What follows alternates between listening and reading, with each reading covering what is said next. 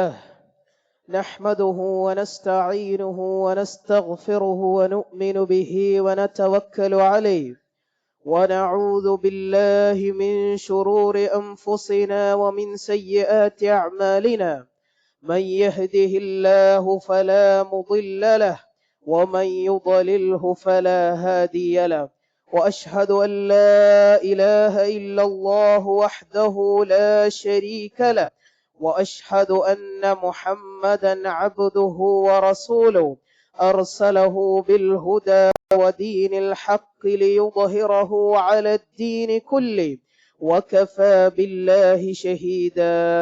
أما بعد فإن أصدق الحديث كتاب الله وخير الهدي هدي محمد صلى الله عليه وسلم وشر الأمور محدثاتها وكل محدثة بدعة وكل بدعة ضلالة وكل ضلالة في النار.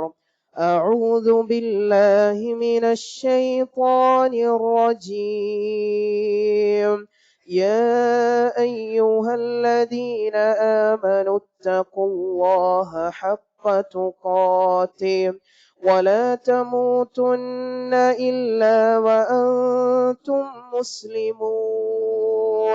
يا أيها الذين آمنوا اتقوا الله وقولوا قولا سديدا يصلح لكم أعمالكم ويغفر لكم ذنوبكم ومن يطع الله ورسوله فقد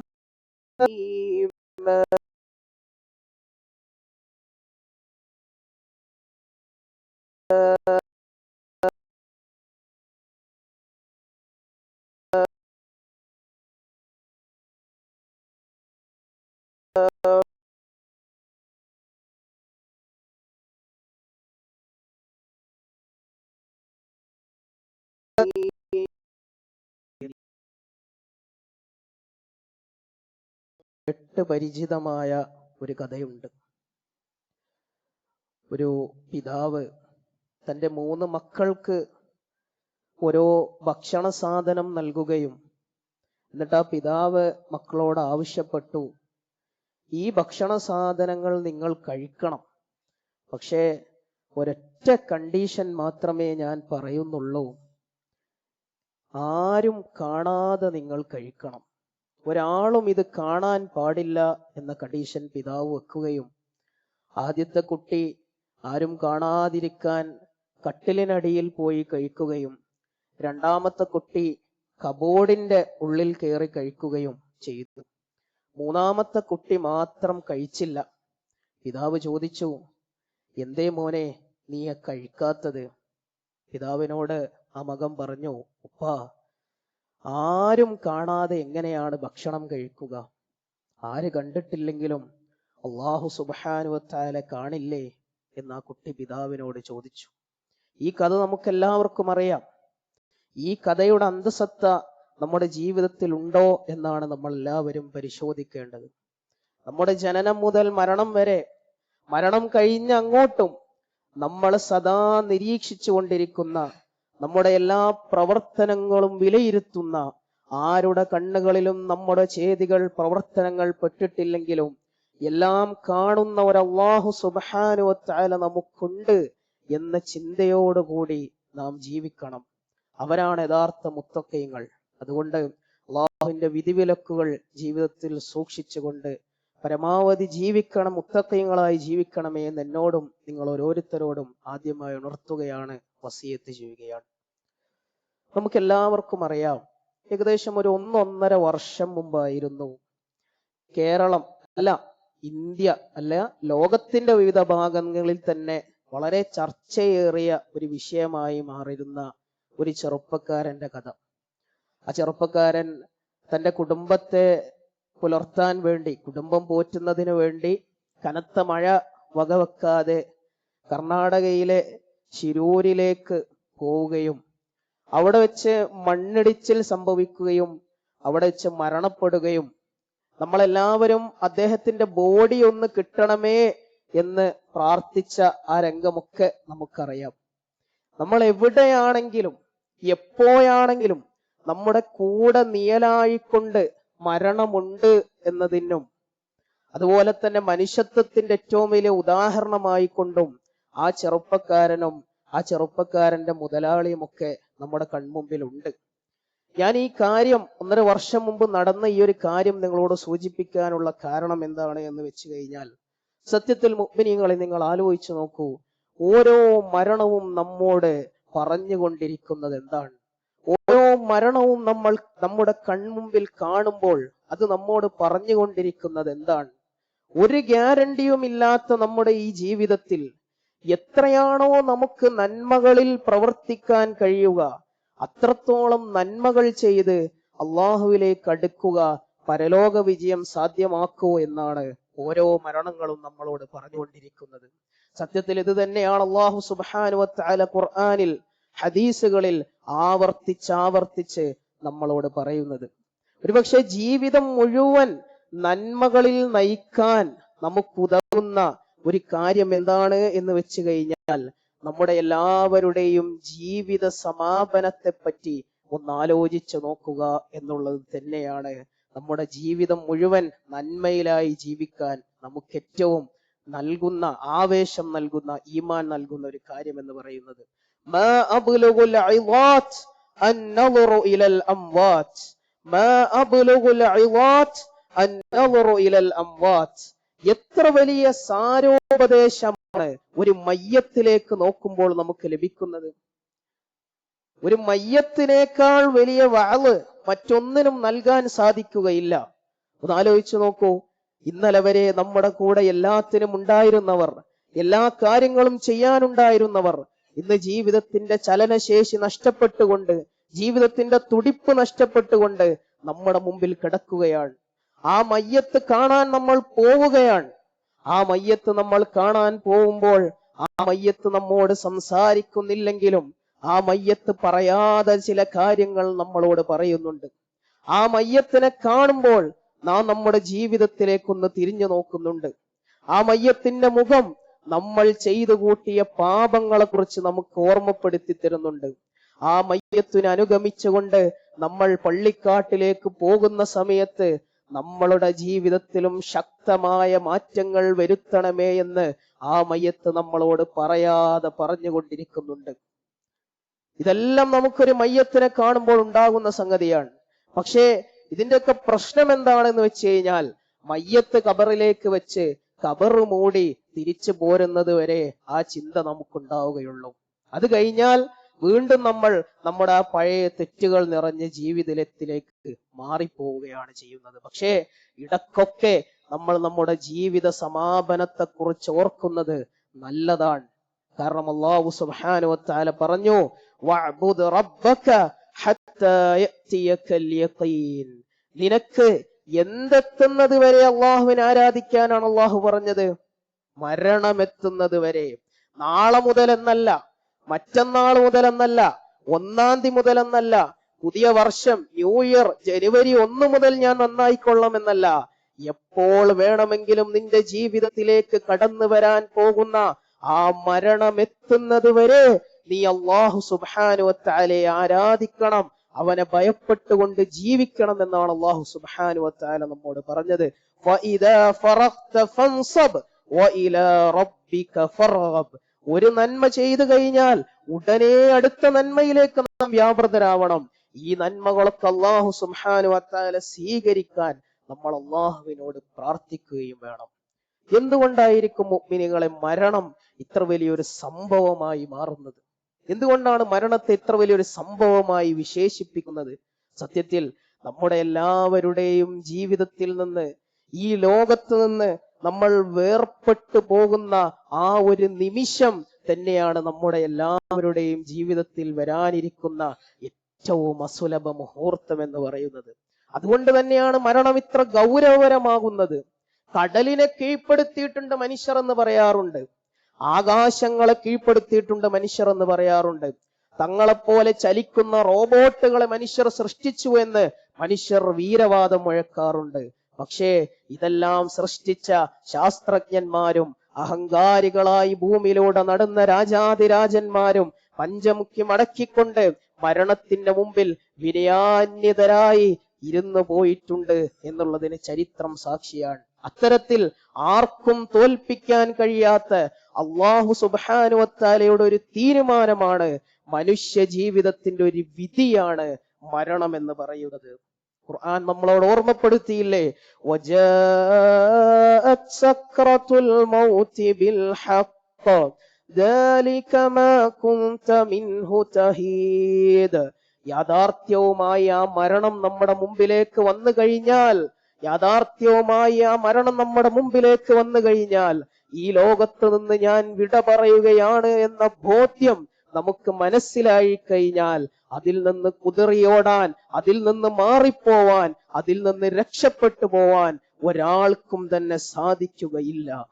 അതുകൊണ്ടാണ് മരണം ഇത്ര വലിയ ഗൗരവമാവുന്നത്. സുഹൃത്തുക്കളെ, മരണം ഒരു വേർപാടാണ്.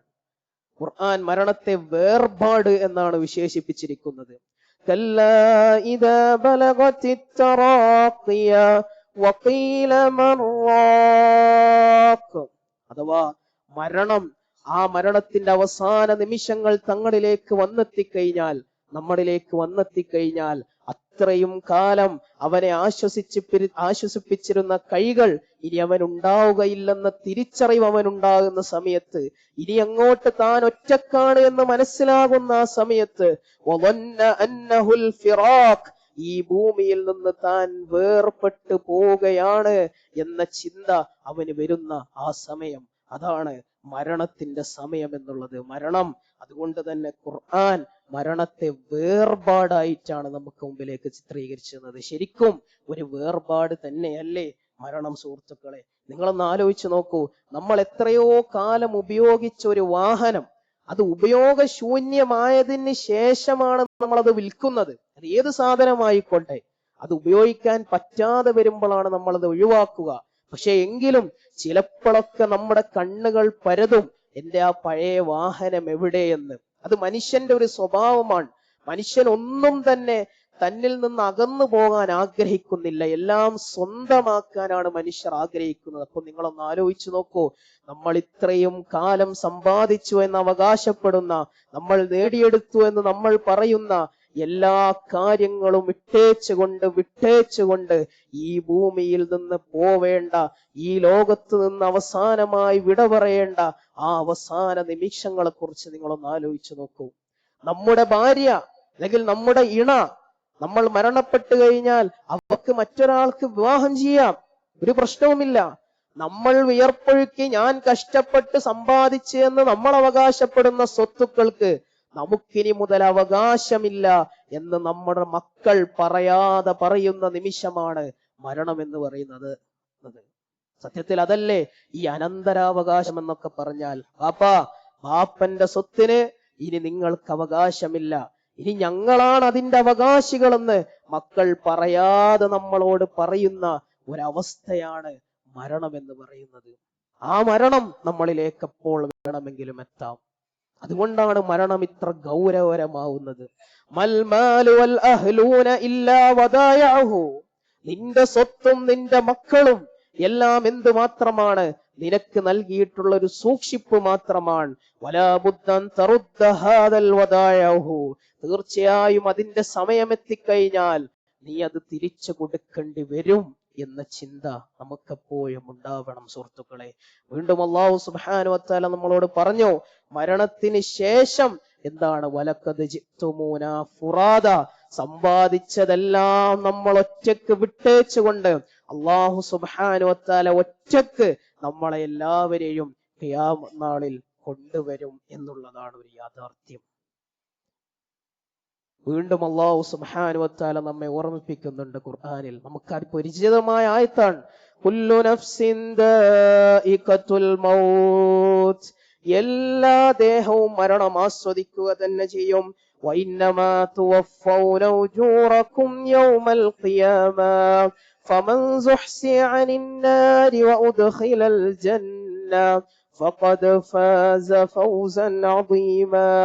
ആരാണോ നരകത്തിൽ നിന്ന് രക്ഷപ്പെടുന്നത് അവനാണ് യഥാർത്ഥ വിജയി. എല്ലാവരിലേക്കും മരണമെത്തുള്ളൂ എന്നുള്ളത് തീർച്ചയുമാണ്. ഇനിയാണ് അല്ലാഹു സുബ്ഹാനഹു വ തആല പറഞ്ഞ വലിയൊരു കാര്യം, വമൽ ഹയാത്തുദ് ദുനിയാ ഇല്ലാ മതാഉൽ ഗുറൂർ. ദുനിയാവിലുള്ളത് എന്ന് പറയുന്നത് വെറും വഞ്ചനയുടെ ചരക്കുകളല്ലാതെ ഒന്നുമല്ല. സത്യമല്ലേ മുഅ്മിനീങ്ങളൊന്ന് ആലോചിച്ച് നോക്കൂ. ആദ്യം കുറെ കളിയാണ് വലുത് എന്ന് വിചാരിച്ച് കളിയുടെ കൂടെ പോയി. കുറച്ചു കഴിഞ്ഞപ്പോ വിനോദമാണ് വലുതെന്ന് വിചാരിച്ച് വിനോദത്തിന്റെ കൂടെ പോയി. അതും കഴിഞ്ഞപ്പം പണമാണ് വലുത് എന്ന് വിചാരിച്ച് പണത്തിന്റെ കൂടെ കുറെ പോയി. അതും കഴിഞ്ഞപ്പോ മക്കളാണ് വലുത് എന്ന് വെച്ച് മക്കളുടെ കൂടെ കുറെ പോയി. പക്ഷേ അതൊന്നുമല്ലായിരുന്നു യാഥാർത്ഥ്യത്തിൽ ഈ ദുനിയാവിൽ ഞാൻ നേടിയെടുക്കേണ്ടത് എന്ന തിരിച്ചറിവ് വരുന്ന ആ ഒരു സമയം നിങ്ങളൊന്ന് ആലോചിച്ചു നോക്കൂ. അതാണ് സത്യത്തിൽ ആ മരണത്തിന്റെ ഒരു കാര്യം എന്ന് പറയുന്നത്. അല്ലാഹു സുബ്ഹാനഹു വ തആല ഈ ദുനിയാവിലെ ജീവിതം നമുക്ക് എന്തിനാണ് നൽകിയത്? ഏറ്റവും വലിയ അദാബായ നരകത്തിൽ നിന്നും രക്ഷപ്പെടാൻ ഉപയോഗിക്കേണ്ട ഈ ദുനിയാവിനെ, ദുനിയാവിന്റെ ചില കാര്യങ്ങൾക്ക് വേണ്ടി ആഖിറത്തിനെ നഷ്ടപ്പെടുത്തിയവർ എത്ര വിഡ്ഢികളാണ്, എത്ര വലിയ നഷ്ടക്കച്ചവടമാണ് അവർ ചെയ്തിരിക്കുന്നത്. അതുകൊണ്ട് മുഅ്മിനീങ്ങളെ, നമുക്കെല്ലാവർക്കും മരണത്തെ അതിജയിക്കാൻ കഴിയും, ഒരു സംശയവുമില്ല. എങ്ങനെ? മരിക്കാതിരുന്നിട്ടല്ല. മനുഷ്യനായി ജനിച്ചിട്ടുണ്ടെങ്കിൽ മരണം ഉറപ്പാണ്. പക്ഷെ നമുക്ക് മരണത്തെ അതിജയിക്കാൻ കഴിയും. എങ്ങനെയാണ് മരണത്തെ അതിജയിക്കുക? വമാ തഫ്അലൂ മിൻ ഖൈരിൻ യഅലമുഹുല്ലാഹ്. നമ്മൾ ചെയ്യുന്ന എല്ലാ നന്മകളും അല്ലാഹു സുബ്ഹാനഹു വ തആല അറിയുന്നുണ്ട്. അതുകൊണ്ട് വതസവ്വദൂ ഫഇന്ന ഖൈറസ്സാദി തഖ്വാ. അതുകൊണ്ട് ഒരുങ്ങി നിൽക്കുക. ഒരു യാത്രക്ക് പോകുമ്പോൾ നമ്മുടെ കയ്യിൽ എല്ലാ യാത്രാ വിഭവങ്ങളും ഉണ്ടെങ്കിൽ പിന്നെ നമുക്ക് പേടിക്കേണ്ട ആവശ്യമില്ല. അതുകൊണ്ട് മരണമെന്ന വലിയ യാത്രക്കുള്ള ആ യാത്രാ വിഭവം നമ്മൾ കരുതിയിരിക്കുക. എന്താണത്? തഖ്വയാണ്. തഖ്വയോടുകൂടി ജീവിക്കുക. ഞാൻ ചിലതെല്ലാം ചെയ്തു വെച്ചിട്ടുണ്ട്. എന്റെ വേദനിക്കുന്ന പണം ഞാൻ ചിലതെല്ലാം അള്ളാഹുവിന്റെ മാർഗത്തിൽ ചിലവഴിച്ചിട്ടുണ്ട്. ഒരു ഹറാമ് ചെയ്യാൻ എല്ലാ അവസരങ്ങളും എന്റെ മുമ്പിൽ ഉണ്ടായിട്ടും അള്ളാഹുവിന് വേണ്ടി ഞാൻ അത് ഒഴിവാക്കിയിട്ടുണ്ട് എന്ന ആ ഒരു ഉറപ്പ്, എന്ന ഒരു കാര്യം നമുക്ക് അല്പം ആശ്വാസം പകരും മരണത്തിന്റെ നേരത്ത്. അതുകൊണ്ട് മരണത്തിനുള്ള ഏറ്റവും വലിയ യാത്രാവിപമായ തഖ്വയുമായി നമ്മൾ കാത്തിരിക്കുക മരണത്തിന് വേണ്ടി. പക്ഷേ സുഹൃത്തുക്കളെ, മരണത്തെ പറ്റി പറയുമ്പോൾ രണ്ടു കൂട്ടം ആളുകൾ, റസൂലുള്ളാഹി സ്വല്ലല്ലാഹു അലൈഹി വസല്ലം പറഞ്ഞ രണ്ടു കൂട്ടം ആളുകളെ കുറിച്ച് പറയാതെ പോവാൻ നമുക്ക് കഴിയുകയില്ല. ലോകത്തെ ഏറ്റവും നിർഭാഗ്യവാന്മാരായിട്ടുള്ള രണ്ടു കൂട്ടം ആളുകളാണ്. എന്താണ് റസൂൽ അവരെ കുറിച്ച് പറഞ്ഞത്? സൂഉൽ ഖാത്തിമ, ഏറ്റവും മോശം പര്യവസാനം, ഏറ്റവും മോശം മരണം ലഭിക്കുന്ന രണ്ട് കൂട്ടർ. അവരെ കുറിച്ച് നമ്മൾ മനസ്സിലാക്കണം. ആരാണ് ആദ്യത്തെ കൂട്ടർ എന്ന് പറയുന്നത്? സ്വാഭാവികമായും മനുഷ്യൻ എന്ന രീതിയിൽ നമുക്കെല്ലാവർക്കും വരാൻ സാധ്യതയുള്ള തിന്മ, നമുക്കെല്ലാവർക്കും തിന്മകൾ സംഭവിച്ചു പോകാം. അത്തരത്തിലൊരു തിന്മ ഈ വ്യക്തിയെ ബാധിച്ചു. അങ്ങനെ ആ തിന്മയിലായി ആ വ്യക്തി ജീവിച്ചു കൊണ്ടിരിക്കുന്നു. ആ തിന്മ ജീവിതത്തിൽ നിന്ന് എടുത്തു കളയാൻ, ജീവിതത്തിൽ നിന്ന് മാറ്റിക്കളയാൻ എല്ലാ അവസരങ്ങളും അല്ലാഹു സുബ്ഹാനഹു വ തആല അവന് കൊടുത്തു. വഅവായിട്ടും ക്ലാസ് ആയിട്ടും ഏതൊക്കെ കാര്യമായിട്ടാണോ എല്ലാ ചാൻസുകളും അല്ലാഹു സുബ്ഹാനഹു വ തആല കൊടുത്തു ആ തിന്മ അവന്റെ ജീവിതത്തിൽ നിന്ന് എടുത്തു കളയാൻ. പക്ഷേ ആ തിന്മ അവന്റെ ജീവിതത്തിൽ നിന്ന് അവൻ മാറ്റിയില്ല എന്ന് മാത്രമല്ല, ആ തിന്മയിലായിക്കൊണ്ടവൻ മരണപ്പെടുകയും ചെയ്തു. അതേത് രംഗത്താണെങ്കിൽ തന്നെയും അവന്റേതാണ് ഏറ്റവും മോശം പര്യവസാനമെന്ന് റസൂലുള്ളാഹി സ്വല്ലല്ലാഹു അലൈഹി വസല്ലം നമുക്ക് താക്കീത് നൽകുകയാണ്. ആലോചിച്ച് നോക്കണം, നമ്മുടെ ജീവിതം എങ്ങനെയാണ്? നമ്മുടെ ജീവിതത്തിൽ അള്ളാഹുവിന് ഇഷ്ടപ്പെടാത്തൊരു തിന്മയുണ്ടോ? നമ്മളേക്ക് എപ്പോഴാണ് ആ മരണമെത്തുക എന്ന് നമുക്കറിയില്ല. ഒരു സൂഉൽ ഖാത്തിമ നമ്മൾ കാത്തിരിക്കുന്നുണ്ടോ എന്ന് നമ്മളെപ്പോഴും ആലോചിച്ച് നോക്കണം മുഅ്മിനീങ്ങളെ. രണ്ടാമത്തെ കൂട്ടരാരാണെന്നറിയോ റസൂൽ പറഞ്ഞത്? രണ്ടാമത്തെ കൂട്ടർ, രണ്ടാമത്തെ ആളുകൾ എന്ന് പറയുന്നത് സ്വർഗമാക്കി മാറ്റാൻ കഴിയുന്ന, പ്രതിഫലമാക്കി മാറ്റാൻ കഴിയുന്ന എല്ലാ സൗകര്യങ്ങളും അവസരങ്ങളും അല്ലാഹു സുബ്ഹാനഹു വ തആല കൊടുത്തിട്ടും അതിൽ നിന്ന് ഒരു ദിനാറ് പോലും, ഒരു വിയർപ്പിന്റെ തുള്ളി പോലും, ഒരു രൂപ പോലും അള്ളാഹുവിന്റെ മാർഗത്തിൽ ചെലവഴിക്കാതെ മരണപ്പെട്ടു പോയ ആളുകൾ. അവർക്ക് മോശം പര്യവസാനം എന്നാണ് റസൂലുള്ളാഹി സ്വല്ലല്ലാഹു അലൈഹി വസല്ലം പറഞ്ഞത്. നിങ്ങൾ നോക്കൂ, ചെറുപ്പത്തിൽ അള്ളാഹു സുബ്ഹാനഹു വതആല യുവാവായിരിക്കുമ്പോൾ അള്ളാഹു കുറച്ച് ആരോഗ്യം കൊടുത്തു നോക്കി. ദീനിന് വേണ്ടി അവന്റെ ആരോഗ്യം അവൻ ചെലവഴിക്കുക എന്നറിയാൻ ഒരു വിയർപ്പിന്റെ തുള്ളി പോലും ദീനിന് വേണ്ടി അവൻ ചെലവഴിച്ചില്ല. പോട്ടെ, പ്രായമായപ്പോൾ അള്ളാഹു സുബ്ഹാനഹു വതആല കുറച്ച് പണം കൊടുത്തു നോക്കി. 1 രൂപയെങ്കിലും അള്ളാഹുവിന്റെ മാർഗത്തിൽ ചിലവഴിക്കുമോ എന്നറിയാൻ 1 രൂപ പോലും അവൻ ചിലവഴിക്കാതെ അങ്ങനെ ആ ദിനാറുകൾ എണ്ണി എണ്ണി എണ്ണി അതിന് ആ കാവലിരുന്ന് അവൻ മരണപ്പെട്ടു പോയി. അതും ഒരു സൂഉൽ ഖാത്തിമയാണ്. അവർ അല്ലാഹു സുബ്ഹാനഹു വതആലയോട് പരാതി പറയുന്ന രംഗം നമുക്കെല്ലാവർക്കും അറിയാം. എപ്പോഴാണ് മരണം സംഭവിക്കുക എന്നറിയില്ല. അതുകൊണ്ട് അൻഫിഖൂ മിമാ റസഖ്നാകും, അല്ലാഹു നൽകിയതിൽ നിന്ന് ചിലവഴിച്ചുകൊള്ളൂ എന്ന് അല്ലാഹു സുബ്ഹാനഹു വതആല പറയുമ്പോൾ فيقول رب لولا أخرتني إلى أجل قريب فأصدق وأكن من الصالحين. ഇത്രയും അവസരങ്ങൾ അവന് ലഭിച്ചിട്ടും അവിടെ എത്തുമ്പോൾ അള്ളാഹുവിന്റെ അടുത്ത് എത്തുമ്പോൾ അവൻ പറയും, പഠിച്ചോനെ കുറച്ച് സമയം ഒന്ന് നീട്ടിത്തന്നാൽ ഞാൻ സ്വതക്ക ചെയ്തോളാം, ഞാൻ സ്വാലിഹ്യങ്ങളുടെ കൂട്ടത്തിലായിക്കോളാം. പക്ഷേ വലൻ യുഅഖിറല്ലാഹു നഫ്സൻ ഇദാ ജാഅ അജലുഹാ, ഒരു സെക്കൻഡ് പോലും അല്ലാഹു സുബ്ഹാനഹു വതആല നമുക്ക് നൽകുകയില്ല നമ്മുടെ അവധി എത്തിക്കഴിഞ്ഞാൽ എന്ന് നമ്മൾ മനസ്സിലാക്കണം. അതുകൊണ്ട് നമ്മൾ ആലോചിച്ചു നോക്കുക, എന്ത് ചെയ്തു ഞാൻ ഇത്രയും കാലം ഈ ഭൂമിയിൽ വന്നിട്ട്? ചെയ്തു കൂട്ടിയ തിന്മകളും കണ്ടു തീർത്ത ഹറാമുകളും രഹസ്യത്തിലും പരസ്യത്തിലും അള്ളാഹുവിനെ മറന്ന ദിനരാത്രങ്ങളുമല്ലാതെ ആത്മാർത്ഥമായി അള്ളാഹുവിന് വേണ്ടി ജീവിച്ച ഒരു ദിവസമെങ്കിലും എന്റെ ജീവിതത്തിലുണ്ടോ? അള്ളാഹുവിന് വേണ്ടി ചെലവഴിച്ച എന്തെങ്കിലും എന്റെ കയ്യിലുണ്ടോ? എല്ലാം ഒരുങ്ങിയാണോ ഞാൻ നിൽക്കുന്നത് എന്ന ചിന്ത നമ്മൾ നമ്മളോട് ചോദിക്കേണ്ട ഒരു സന്ദർഭമാണിത്. അതല്ല എന്നാണ് നമ്മുടെ മനസ്സുത്തരം പറയുന്നതെങ്കിൽ എത്രയും പെട്ടെന്ന് ജീവിതത്തിൽ ശക്തമായ മാറ്റങ്ങൾ നമ്മൾ വരുത്തണം. കാരണം രംഗബോധമില്ലാത്തൊരു കോമാളിയായിക്കൊണ്ട് നമ്മളിലേക്ക് എപ്പോഴും കടന്നു വരുന്ന ഒരു കാര്യമാണ് മരണം എന്ന് പറയുന്നത്. അല്ലാഹു സുബ്ഹാനഹു വതആല നമുക്കെല്ലാവർക്കും നല്ലൊരു പര്യവസാനം നൽകി നമ്മെ അനുഗ്രഹിക്കുമാറാവട്ടെ.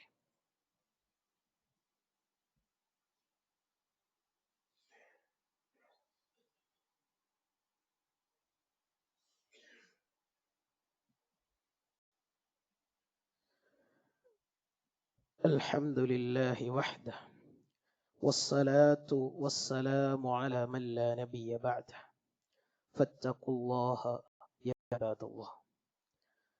അല്ലാഹുവിനെ ജീവിതത്തിൽ സൂക്ഷിക്കേണ്ട വിധം സൂക്ഷിച്ചുകൊണ്ട് ജീവിക്കണമേ എന്ന് ഒരിക്കൽ കൂടി എന്നോടും നിങ്ങൾ ഓരോരുത്തരോടും ഉണർത്തുകയാണ്, വസിയത്ത് ചെയ്യുകയാണ്. നമ്മൾ പലപ്പോഴും മറന്നുപോകുന്ന, എന്നാൽ നമ്മളെ ഒരിക്കലും വിട്ടുപോകാത്ത മരണമെന്ന് പറയുന്ന ഒരു അചഞ്ചലമായ ആ ഒരു നിമിഷത്തെ കുറിച്ചാണ് നമ്മൾ ആദ്യത്തെ ഖുത്ബയിലൂടെ സൂചിപ്പിച്ചത്.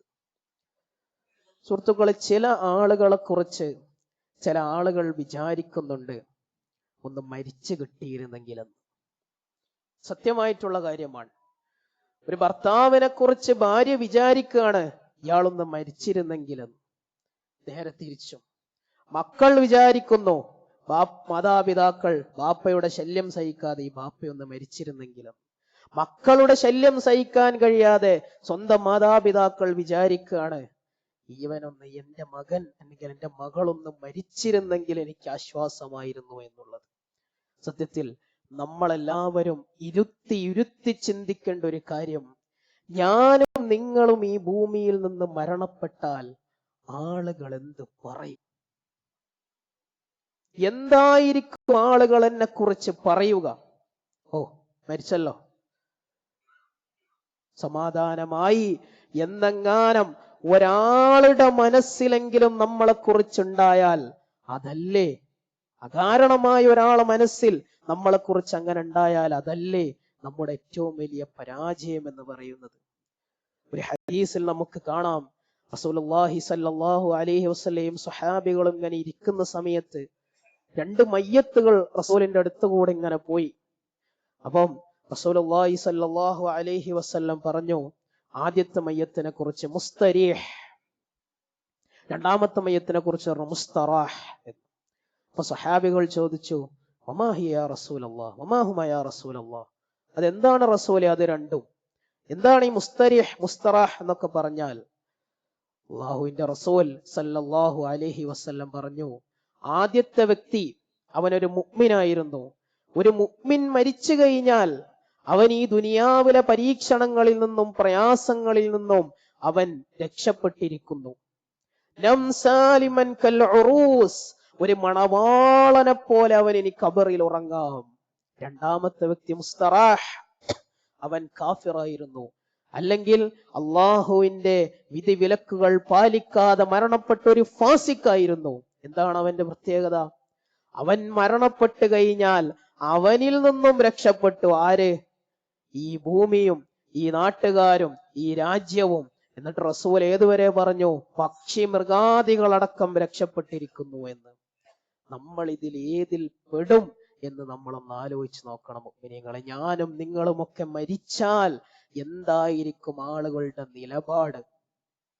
എന്തായിരിക്കും ആളുകളുടെ നിലപാട്? നമ്മൾ ചിന്തിക്കണം. അതുകൊണ്ട് റസൂലുള്ളാഹി സ്വല്ലല്ലാഹു അലൈഹി വസല്ലം പറഞ്ഞ ഒരു മനുഷ്യന്റെ ബാധ്യതയാണ് വഖാലിഖിൻ നാസ ബിഖുലുഖിൻ ഹസൻ എന്നുള്ളത്. ജനങ്ങളോട് ഏറ്റവും നല്ല രീതിയിൽ പെരുമാറണം, സമൂഹത്തോട് ഇടപഴകി നമ്മൾ ജീവിക്കണം, നമ്മളെ കൊണ്ട് കഴിയുന്നതിന്റെ പരമാവധി നമ്മൾ സഹായിക്കണം, നമ്മൾ ചെയ്യണം. ഏറ്റവും ചുരുങ്ങിയത് ഉപകാരം ചെയ്തിട്ടില്ലെങ്കിലും നമ്മൾ കാരണം മറ്റൊരാൾ ഉപദ്രവപ്പെടാൻ പാടില്ല. അതെങ്കിലും നമ്മുടെ ജീവിതത്തിൽ നമ്മൾ ചെയ്യണം. നമ്മൾ മരണപ്പെട്ടു കഴിഞ്ഞാൽ ആളുകൾ പറയണം, ഇദ്ദേഹമുള്ളത് കൊണ്ടായിരുന്നു ഞങ്ങൾക്കത് കിട്ടിയിരുന്നത്, ഇദ്ദേഹമാണ് ഞങ്ങൾക്കത് ചെയ്തു തന്നിരുന്നത്. അങ്ങനെ പറയാൻ വേണ്ടിയിട്ടല്ല മുഅ്മിനീങ്ങളെ, പക്ഷേ അങ്ങനെ ആയിരിക്കണം ഒരു മുഅ്മിനിന്റെ ജീവിതം. അതുകൊണ്ട് നമ്മൾ മരണപ്പെട്ടാൽ ഒരാളും ചിന്തിക്കാൻ പാടില്ല, മരിച്ചല്ലോ സമാധാനമായി എന്നൊരു ചിന്ത ആരിൽ നിന്നും വരാൻ പാടില്ല. അതുകൊണ്ട് ആ കാര്യവും നമ്മൾ മരണത്തെപ്പറ്റി പഠിക്കുമ്പോൾ വ്യക്തമായി മനസ്സിലാക്കണം, ചിന്തിക്കണം. നമ്മളിപ്പോൾ ഇവിടെ പറഞ്ഞ ഒരു കാര്യവും നമ്മൾക്കാർക്കും അറിയാത്തതല്ല. പലപ്പോഴായി നമ്മൾ ചെവികളിൽ കേട്ട ആയത്തുകൾ മാത്രമേ ഞാനിന്ന് പറഞ്ഞിട്ടുള്ളൂ. ജനിച്ചന്ന് മുതൽ നമ്മൾ മരണത്തെപ്പറ്റി കേൾക്കുന്നുണ്ട്. പക്ഷേ നമ്മൾ മനസ്സിലാക്കേണ്ട ഒരു കാര്യം, ഇതൊന്നും കേട്ടത് കൊണ്ട് പ്രത്യേകിച്ച് കാര്യമില്ല, ഇതൊന്നും പഠിച്ചത് കൊണ്ടും വലിയ കാര്യമില്ല. ഇത് ജീവിതത്തിലേക്ക് നമ്മൾ പ്രാവർത്തികമാക്കണം. അറിവല്ല രക്ഷപ്പെടാനുള്ള നിദാനം എന്ന് പറയുന്നത്. അറിവായിരുന്നു ഒരു മനുഷ്യന്, അറിവ് മാത്രമാണ് ഒരു മനുഷ്യനെ സ്വർഗത്തിലേക്ക് എത്തിക്കുന്നതെങ്കിൽ ആദ്യം സ്വർഗത്തിൽ പോവുക ആരാണ്? ഇബ്ലീസാണ്. ഇബ്ലീസിനാണ് ഏറ്റവും കൂടുതൽ അറിവുള്ളത്. അതിലല്ല കാര്യം. എന്താണോ പഠിച്ചത് അത് ജീവിതത്തിൽ പ്രാവർത്തികമാക്കണം. അപ്പോൾ മാത്രമാണ് മുഅ്മിനാകുന്നത്. അതോടൊപ്പം നമുക്കെത്താനുള്ളത് അള്ളാഹുവിന്റെ കയ്യിലേക്കാണ്, അള്ളാഹുവിന്റെ അടുത്താണ് നമുക്ക് ചെല്ലാനുള്ളത്. അതുകൊണ്ട് എപ്പോഴും നമ്മൾ ഓർക്കേണ്ടത് സിഖാത്തു ഖൽബിൽ മർഇ ഖായിലത്തൻ ലഹു. ഇവിടെ ഇങ്ങനെ പിടിച്ചു നോക്കിയാൽ കാണാം, ഇങ്ങനെ മിടിക്കുന്നത് ഓർമ്മപ്പെടുത്തലാണ്. ഓരോ കാലടിയും നമ്മൾ വെക്കുന്നത് നമ്മുടെ ഖബറിലേക്കാണ് എന്ന ഓർമ്മപ്പെടുത്തലാണ് ഓരോ സമയവും ഈ മിടിപ്പ് നമ്മെ ഓർമ്മിപ്പിച്ചുകൊണ്ടിരിക്കുന്നത്.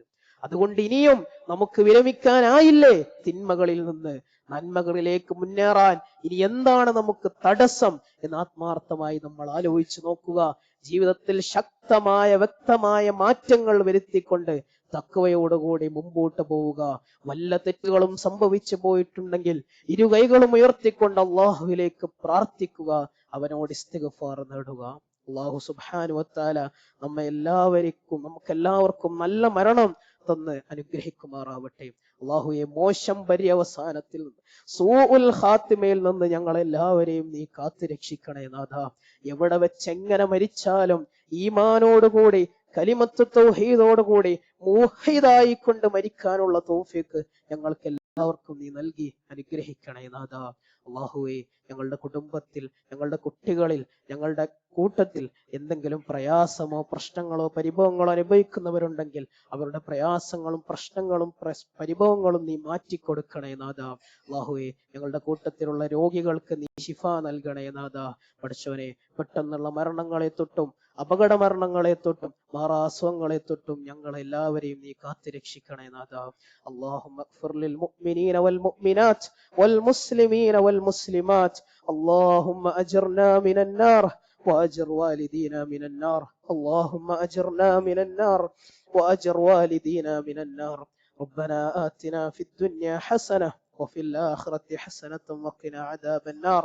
اللهم انصر إخواننا المسلمين المستضعفين في كل مكان يا رب العالمين وفي كل بلاد يا رب العالمين. ربنا تقبل منا إنك أنت السميع العليم وتب علينا إنك أنت التواب الرحيم. ربنا هب لنا من أزواجنا وذرياتنا قرة أعين واجعلنا للمتقين إماما.